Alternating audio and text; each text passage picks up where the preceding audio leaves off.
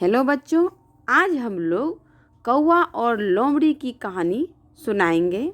बहुत ही मज़ेदार कहानी है। इससे हमें क्या सीख मिलती है तो अच्छे से सुनिए। एक बार की बात है, एक जंगल में एक लोमड़ी बहुत समय से भूखी थी। भोजन की तलाश में इधर से उधर भटक रही थी। बहुत अधिक भोजन की तलाश करने के बाद भी उसे भोजन का एक अंश तक ना मिल पाया। वह हताश होकर धीरे धीरे आगे बढ़ने लगी और अपने मन में विचार करने लगी कि शायद उसे आज का भोजन नहीं मिल पाएगा। वह यह सब सोच ही रही थी कि उतने में उसे थोड़ी दूर पर पेड़ के ऊपर एक कौवा बैठा दिखाई दिया, जिसकी चोंच में एक रोटी का टुकड़ा था।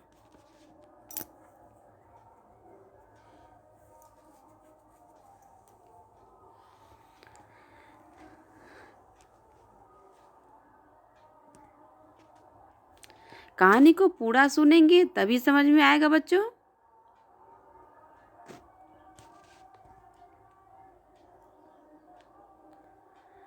लोमड़ी रोटी के टुकड़े को देखते ही अत्यंत खुश हो गई और रोटी के टुकड़े को प्राप्त करने के लिए योजना बनाने लगी।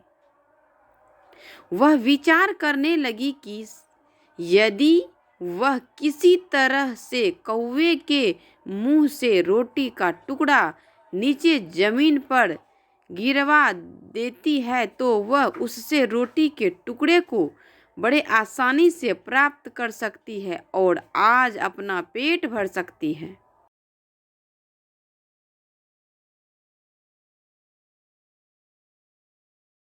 कुछ समय लोमड़ी के विचार करने के पश्चात लोमड़ी को एक उपाय सूझा और वह कौवे के पास गई।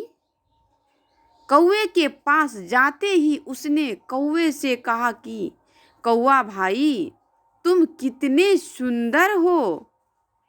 तुम्हारी आवाज़ कितनी मीठी है, जिसे सुनने का मन हमेशा करता रहता है। अगर मुझे अपनी थोड़ी मीठी आवाज़ सुना देते हो तो मेरा आज का दिन और अच्छा हो जाएगा।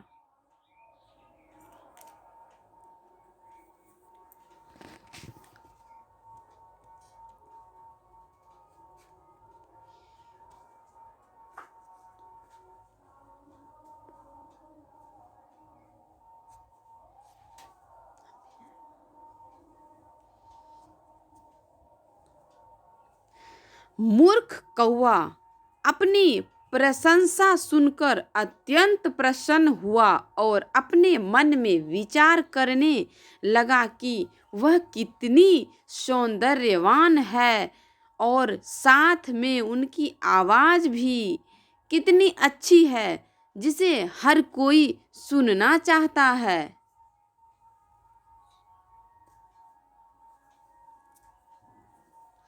कौवा के इतना सोचते ही लोमड़ी ने कौवे से कहा कि क्या आप मुझे अपनी आवाज़ नहीं सुनाएंगे? क्या मुझे आपकी आवाज़ सुने बिना ही आज का दिन गुजारना पड़ेगा?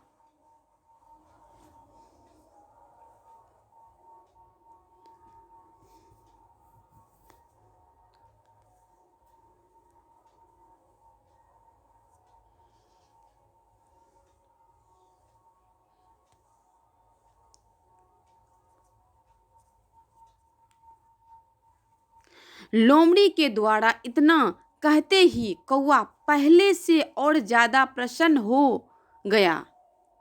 जैसे ही उसने कुछ कहना शुरू किया, वैसे ही उसके मुंह से रोटी का टुकड़ा नीचे गिर गया और लोमड़ी तुरंत मौका पाकर रोटी का टुकड़ा लेकर चली गई।